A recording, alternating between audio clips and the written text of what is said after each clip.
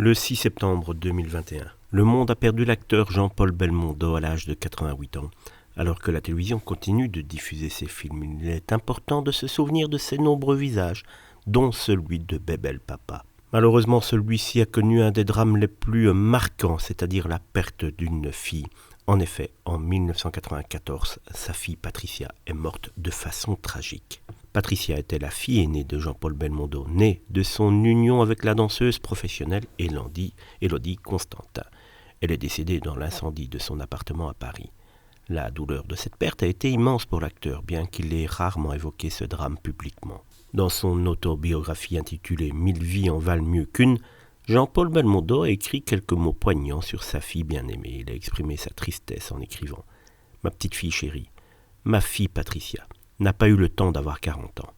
Ma petite fille est morte, elle qui faisait ma joie travaillant comme moi dans le cinéma, mais derrière la caméra. Mon enfant, je ne la prendrai plus dans mes bras. » Patricia avait une carrière dans l'industrie cinématographique en tant que script et avait commencé sa carrière à un jeune âge, à 21 ans. La douleur de la perte de sa fille était immense, mais malgré cela, Jean-Paul Belmondo a honoré ses engagements professionnels.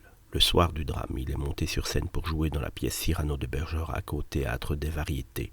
C'était un geste remarquable de sa part, témoignant de sa détermination à continuer malgré la douleur déchirante.